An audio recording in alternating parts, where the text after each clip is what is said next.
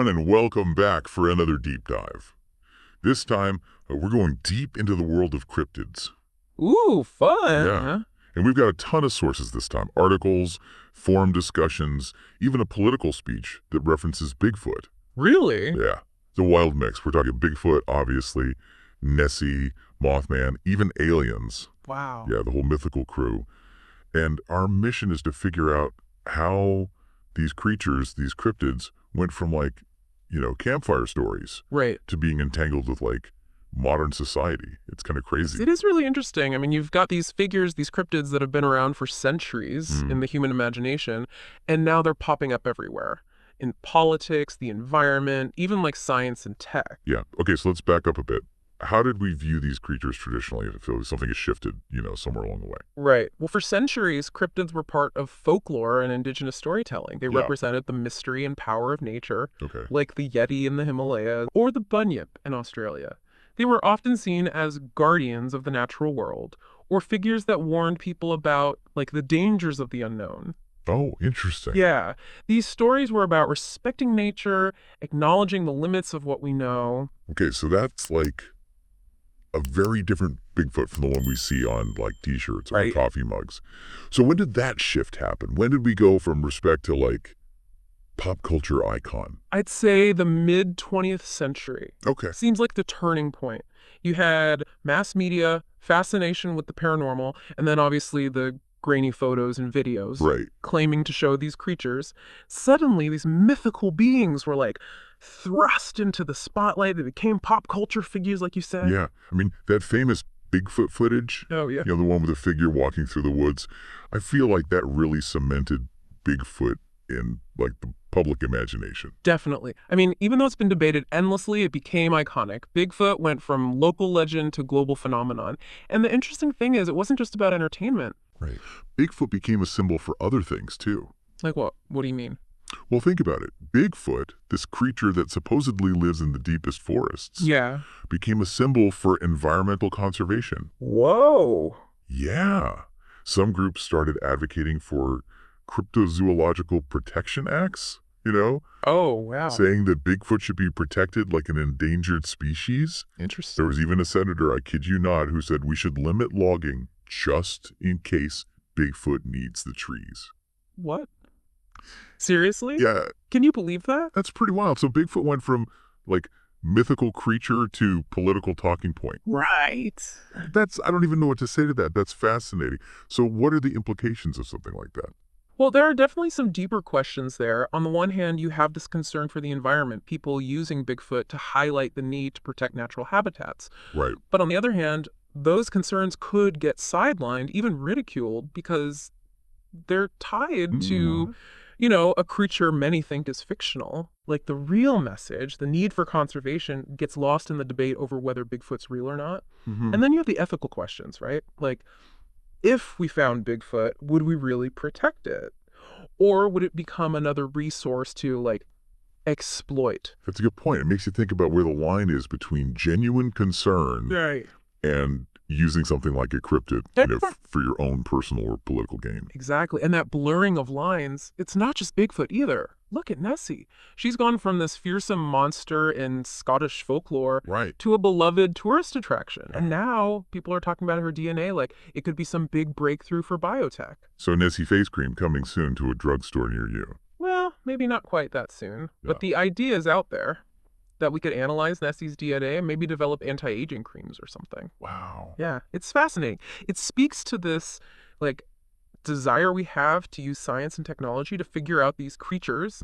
But again, ethical questions. What right do we have to exploit a creature, especially one that might not even exist? Right. It's we're trying to bring them into this world, Mm-hmm. of the tangible and scientific, even if it means potentially harming them. Exactly. It's we have to categorize them, analyze them, make them fit into what we understand, Right. even if it means losing that mystery that makes them so compelling in the first place. And this desire, this need to understand or maybe control these creatures, it's really apparent when you look at the ancient aliens theory. Oh, yeah. That was everywhere. It is. Aliens built the pyramids. Aliens gave us technology. Mhm. Aliens are coming back to. like collect rent for all their contributions. You laugh, but there are people who genuinely believe that. This theory, it's gone from like fringe conspiracy theory Right. to mainstream, and the media shows like those on the History Channel, they've helped that happen. Okay, hold on. We need to like unpack the whole alien thing. Okay. Because that one feels different, Right. from Bigfoot and Nessie. I'm ready for some alien talk, though. So Yeah. what's the appeal? Why are aliens suddenly a big deal in, like, the cryptids world? Well, a few reasons, I think. For one, it taps into that fascination we have with the unknown, that desire to believe we're not alone. Right. But it also offers a sense of order, of explanation. Like, it's easier to believe aliens built the pyramids than to, like, grapple with the complexity of those civilizations. So it's like simplifying history, Right. filling in gaps in our knowledge with something more exciting. Exactly. But that simplification can be dangerous. It can lead to dismissing scientific evidence, rejecting history, relying on speculation over facts, and when this stuff gets into education, it gets really concerning. So you mean like when schools teach alternative history? Right. That includes aliens? Yes, exactly. Look, it's important to encourage critical thinking, open-mindedness, Yeah. but there's a danger in presenting these theories as fact, especially to young minds, still developing their understanding of the world. It can erode trust in established knowledge, create a space for misinformation. Wow. That's a lot to consider. Okay, so we've talked about Bigfoot, Nessie, aliens. Right. But there are so many other cryptids out there. We've got articles here on Mothman, the chupacabra, even some more obscure creatures. What about them? How have they found their place? The supporting cast. Yeah. They may not be as famous as Bigfoot or Nessie, but their stories are fascinating. And they show the same things, Yeah. That mystery, that wonder, the blurring of lines between myth and reality. Shall we dive into their stories? Absolutely. I am ready to meet the rest of the crew. Let's start with Mothman. He's gone from like an obscure figure in West Virginia folklore to a symbol of, well, existential dread. I've heard that. Yeah. So how did that happen? I mean, how does a giant moth with glowing red eyes become such a powerful symbol? It's a lot of things, really. The original sightings back in the 1960s Right. in Point Pleasant, West Virginia, those really captured people's imaginations. Yeah. Then you have the book and movie, The Mothman Prophecies, Right. which just added to the mystery. And then, of course, there's the Silver Bridge collapse. Right. Even though there's no evidence Mothman had anything to do with it, Yeah. it cemented this image of him like as a harbinger of disaster. So he went from local legend to like this national, even global symbol of anxiety. Exactly. He represents those forces we can't control, the things we can't explain or predict. Mm-hmm. And in a world that's, increasingly uncertain with climate change, pandemics, all that, Right. it's a powerful symbol. Yeah.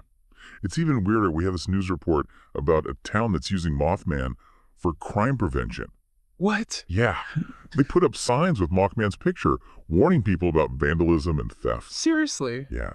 Like, Mothman is watching you. It's so strange. It's like we're using these mythical creatures, these figures of fear, to try and create order. Yeah. Like we're harnessing their power. It's interesting you say that about harnessing power, because we have this source here, ranchers, who are marketing their beef as, get this, chupacabra tested. No way. Yeah.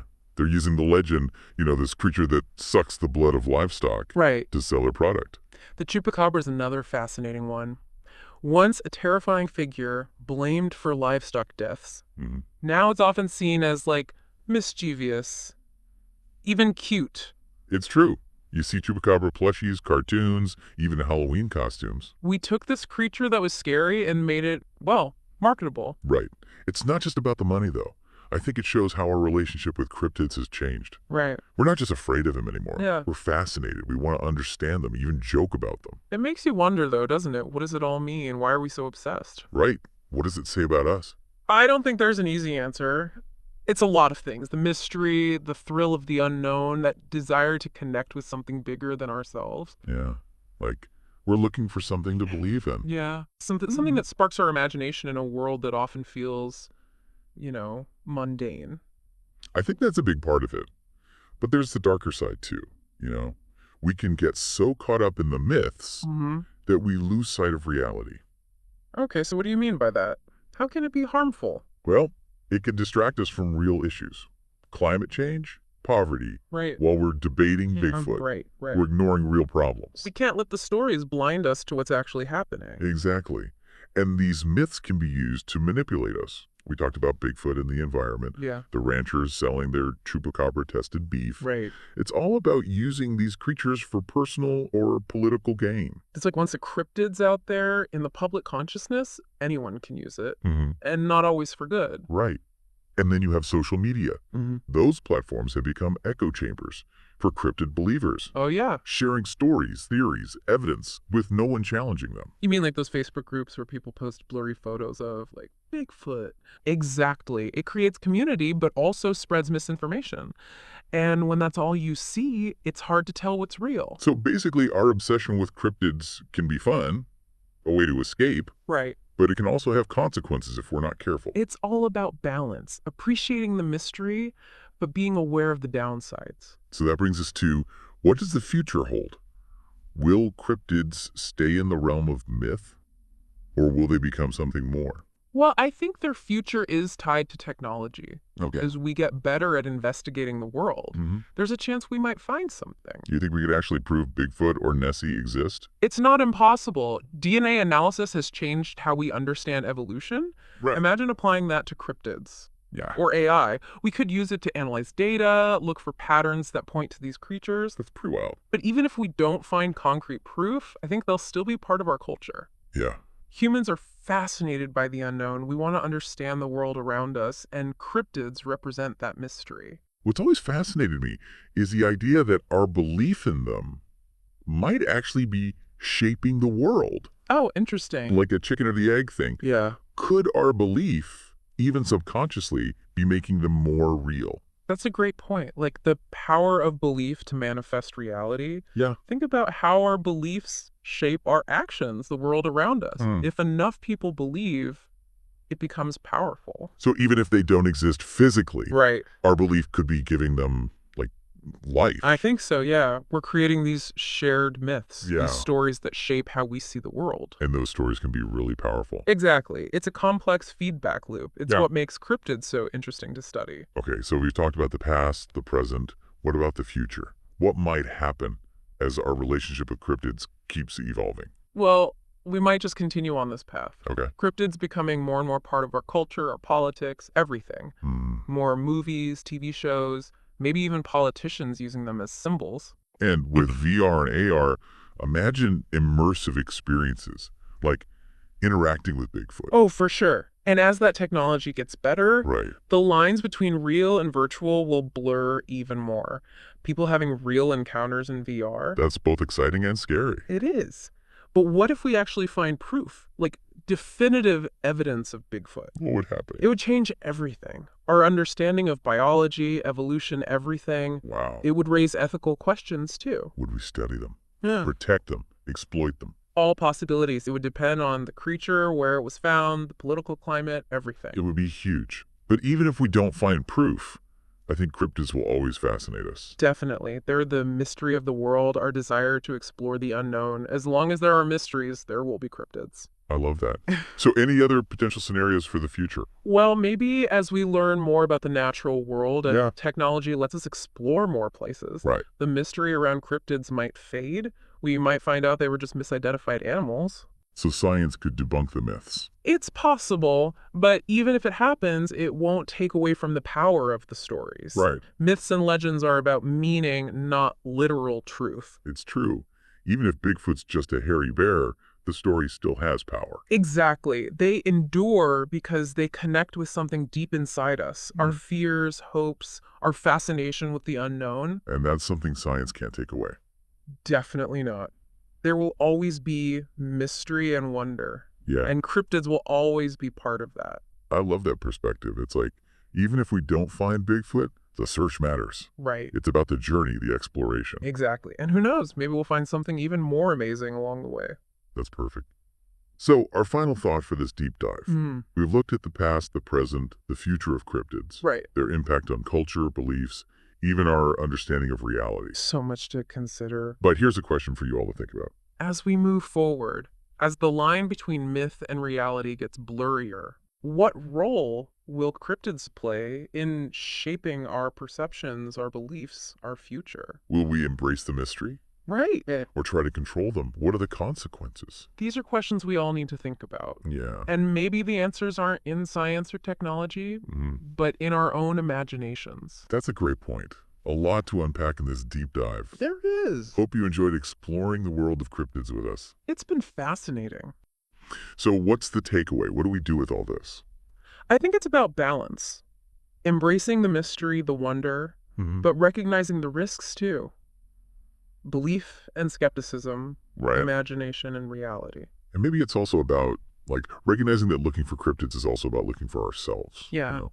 I like that. Our place in the world, our relationship with the unknown. Exactly. So the next time you see that blurry Bigfoot photo or hear a Nessie story, Don't just dismiss it. Think about what it tells us about ourselves. Our fears, our hopes, our need to believe in something more. What does it say about the world? This crazy, unpredictable world. right. Maybe it needs a little magic. We've only just scratched the surface here, but hopefully you're all a little more curious now. I hope so. A little more ready to explore the world of cryptids with, a critical eye. With an open mind. Thanks for joining us on this journey into the unknown. And remember, the truth is out there, somewhere. Keep searching. It's been a pleasure. Until next time, everyone. Bye.